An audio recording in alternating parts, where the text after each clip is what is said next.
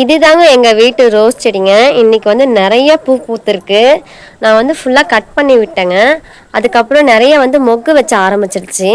சரி வாங்க பூவெல்லாம் பறிக்க போகலாமா? அப்படியே இந்த வீடியோ ஸ்கிப் பண்ணாமல் பாருங்கள். ரோஸ் செடி பொதுவாகவே நல்லா வளரணும்னு சொன்னாலும் ஒரு 3 டிப்ஸ் இருக்குங்க.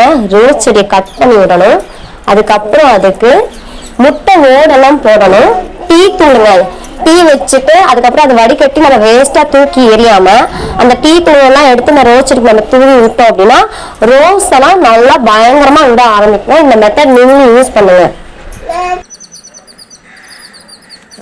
இன்னும் அதிகமா இருக்குங்க, ஸோ பார்த்து தாங்க கட் பண்ணணும், கையில குத்தாம. அந்த ரோஸ் மேல என்ன வக்கான் இருக்கு நல்லா உத்து பாருங்க, உங்களுக்கே தெரியும். பூ கட் பண்ணலான்னு சொல்லி போனாங்க, கை வைக்க போறதுக்குள்ள கொடக்கா வந்துச்சுங்க. அதை பார்த்தோடனே பயந்துக்கிட்டு கையை எடுத்துட்டேங்க.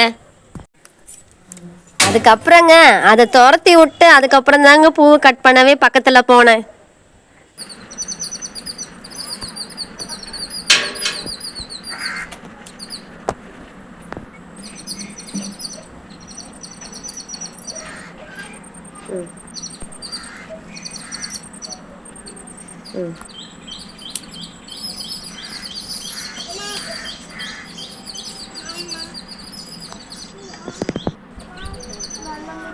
சந்தன மல்லி செடியில் நிறைய பூ விட்டுருக்குங்க, பார்த்தீங்கன்னா தெரியுங்க. எப்பயாச்சும் தாங்க இந்த மாதிரி பூ வந்து நிறையா எங்களுக்கு விடும்.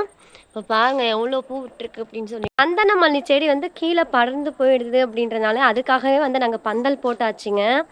இப்போ தாங்க அந்த செடி வந்துட்டு அந்த பந்தல் கூட ஃபுல்லாக மேலே ஃபுல்லாக வந்து படர்ந்து வளர்ந்துட்டுருக்குங்க. போக போக ஃபுல்லாக வளர்ந்துருங்க. அதுக்கப்புறம் வந்து நல்லா பூ விட ஆரம்பிச்சிருங்க. காம்பவுண்டு செவரு மேலெலாம் ஏறி நின்று எடுத்துகிட்டு இருக்கேங்க, பார்த்தீங்கன்னா தெரியும். பூவெல்லாம் நிறைய விட்டுருக்கு. பூ பறிக்க போகலாமா? வாங்க பறிச்சிடலாம்.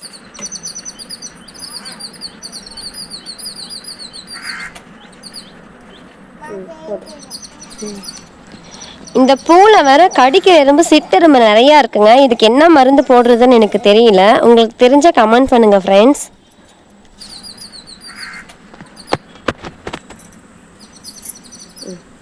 செடியில் பார்க்கும் போது பூ அதிகமாக இருந்துச்சுங்க, பறிச்சிட்ட அப்புறம் பார்த்தா கொஞ்சம் தாங்க இருக்குது.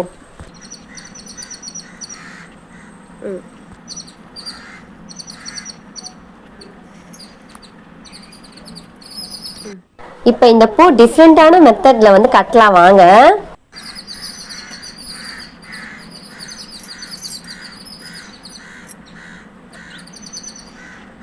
எப்பவுமே பூ ஒரே மாதிரி கட்டாமல் இந்த மாதிரி ஒன் சைடாக வச்சு கட்டி பாருங்க. பூ வைக்கும் போது அவ்வளோ அழகாக இருக்குங்க பார்க்க.